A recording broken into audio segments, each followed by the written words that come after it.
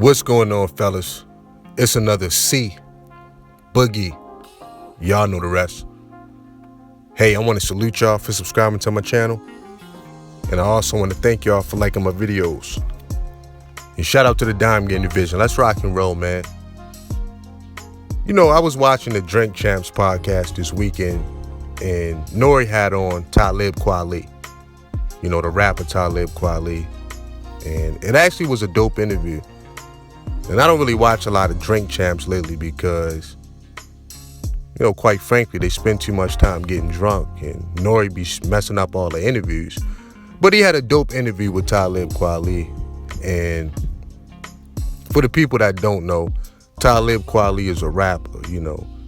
They would call him a conscious rapper. You know, he's in the category with the Commons and the Pharoah Monch, the Most Defs, you know, that little crew of rappers. But they dope. I like a lot of that music.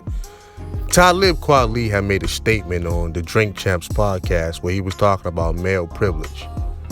And to be fair, you know, Kweli didn't provide a lot of context and nuance to that statement, but it still made me think for a second about male privilege.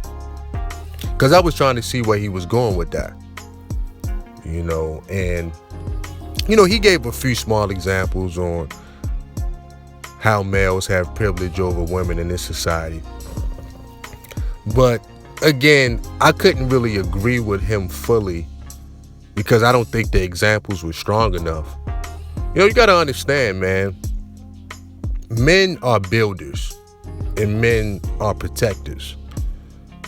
There's going to be a level of privilege that come with that.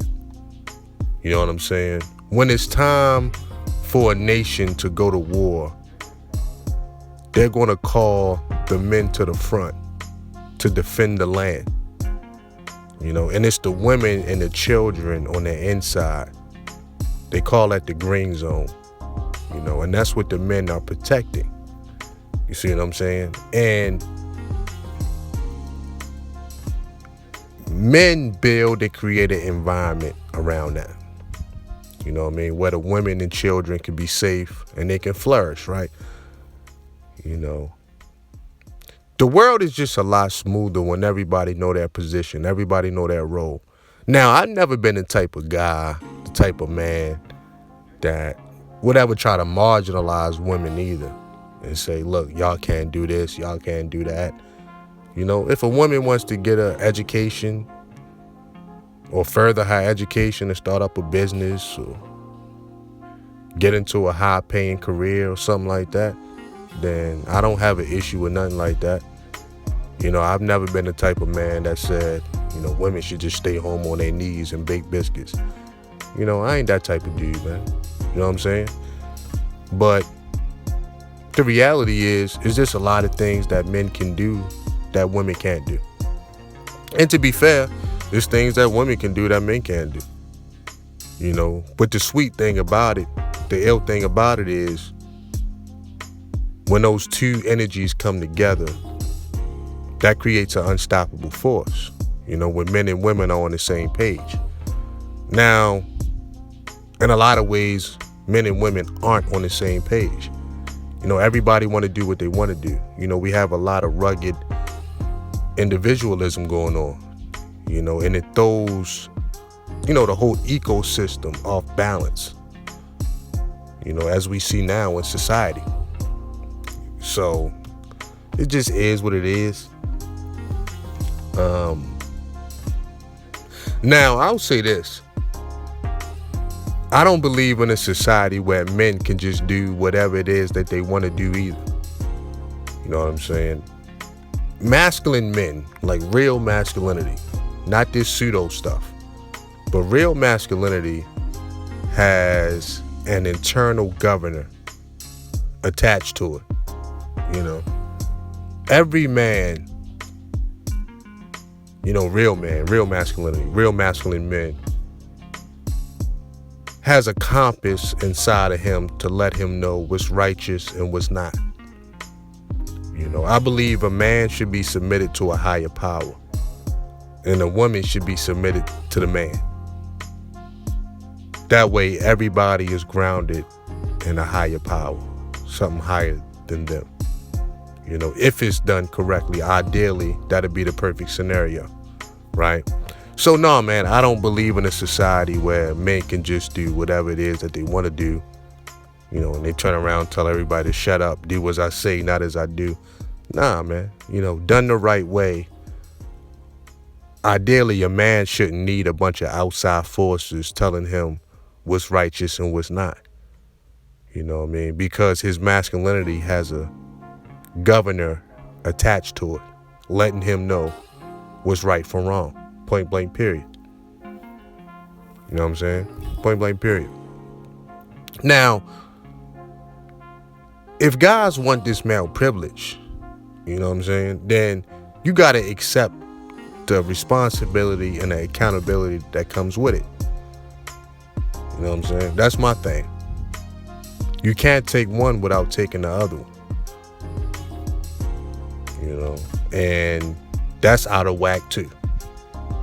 A lot of guys want the male privilege, and then when things don't go their way, they want to turn around and blame everybody else. You know, that's not what a man is. If you're going to call yourself a man, you got to take the good and the bad. You know what I mean? You take the good, but when things don't go right, you got to look in the mirror. You got to take that too. You know, and a lot of guys don't want to do that. So, you know, this whole thing between men and women is really off. You know what I'm saying? On some level, we forgot what men are. We forgot what women are. You know, and everybody just want to do what they want to do. Point blank, period. Everybody looking for somebody to blame. You know? So as far as I'm concerned, everybody wants privilege, but nobody wants accountability. Nobody wants responsibility. How does that work? I mean, it doesn't work, and that's why you got this, you got a lot of mess out here, man. You got a lot of confused people. You got a lot of unhappy people. Straight up and down. You got a lot of women that are career women making a lot of money that are unhappy. You got a lot of men that are free to do whatever it is they want to do. They're not attached to no women. They're not attached to no kids. They can run from all their responsibilities. But these guys are still unhappy. How do you explain that? And like I said in the beginning of this video, things work a lot smoother when everybody know their role, when everybody know their position, if you ask me. Straight up. So I don't believe in a society where men can just do whatever it is that they want to do either. Why? Because some guys do take it too far. Point blank, period, man. Some guys get drunk with power. And as we've seen in the history of the world, they tend to oppress people. You know what I'm saying? Straight up. And who do people oppress? Weaker people. The people with no advocacy. That's what happens. You know what I'm saying? That's what happens. So, kind of is what it is. Kind of is what it is, man. If everybody know their position on the team, if everybody know their role, we wouldn't even have to talk about privilege. Everybody could be living in straight up harmony, right? Ideally. You know, but I guess that's kind of pie in the sky, right? You know what I'm saying? At this point, I know people listening to this like, Boogie, shut the heck up, man. You know, I just want what I want. You know, and that's fine too. You know what I'm saying? My thing is stand on it. Take accountability for the good and the bad. That's all I ever been saying. When things don't go your way, don't look around pointing the finger. You gotta take that on the chin, dog. It is what it is. So I'm gonna close with this, man. Do I agree with Talib Kweli about male privilege? I think in some ways, you know, It's some unwarranted male privilege out here. You know what I'm saying? I think it's some guys that haven't earned their male privilege. So I would put a final point on what Talib Kweli said. Not every man has earned male privilege, but some guys have. Why? Because they natural protectors and they natural providers. And I think those guys should have that privilege. Point blank period, man. This ain't rocket science. You know, men's lives are expendable. And I know we don't want to believe this, but it is. You know, when it's time for conflict, when it's time to defend the land, they call on the men. They call on the men, dog.